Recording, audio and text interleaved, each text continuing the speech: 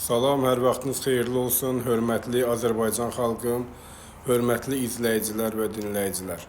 Mənim bugün ictimailəşdirəcəyim məsələ iki yol istismar idarəsi olan bir rayonun kəndinin yolunun bərbad vəziyyətdə olmasından gedir. Söhbət İmişli rayon Muradalılar kəndi yolundan gedir. Muradalılar kənd yolu çox bərbad bir vəziyyətdədir. Elə bir həddə gəlib çatıb ki, kənd sakinləri öz ciblərindən, öz vəsaitləri hesabına ora qum qrabil gətirib, yola boşaldıb, yaydırıb, yolu normal bir hala gətirmək üçün ciblərindən pul xərcləyiblər. İmişli rayonunda iki yol istismar idarəsi olduğu bir halda sakinlər niyə yol istismarına pul xərcləməlidir, niyə yol düzəltdirməlidir?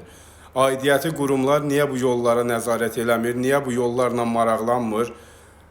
Bu qədər yeraltı sərvəti talan eləyən karyerlər niyə görə bu günləri bir kəndin yolunu çəkə bilmir, o kəndin yolun kənd sakinləri çəkir. Hansı kənd sakinləri ki, o yük maşını sürüb yük ala bilməyən sürücülər öz vəsaitləri hesabına bu günləri İmişli rayon Muradallı kəndinə yol çəkir.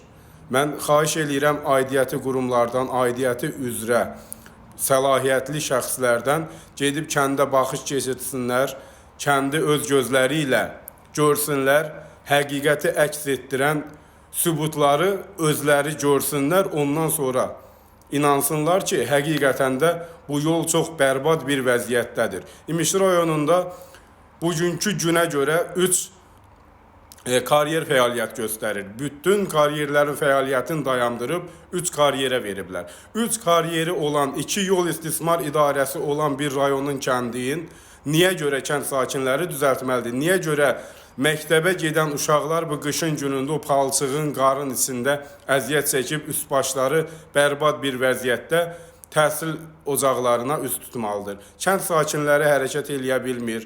Piyadaçılıqdır, çətinlikdir, yollar bərbad vəziyyətdə. Amma nədənsə xəbəri olan qurumlar səsini çıxardır, kimlərəsə də sərf eləyir, sakinlər yol düzəldir. Bunlar da həmin yolun pulunu talan eləyir, pulunu yiyir. Mən xahiş eləyirəm aidiyyəti qurumlardan, yerli icra orqanlarından, yerli yol istismar idarəsinin rəhbərlərindən yoxlamalarınızı göndərin, nümayəndələrinizi göndərin, o kəndin yoluna baxış keçirsin, getsin, görsün, həqiqətən də o kəndin yolu nə gündədir, hansı vəziyyətdədir. Mən təşəkkür eləyirəm dinləyən, izləyən hər bir kəsə, başda ölkə başçımız olmaqla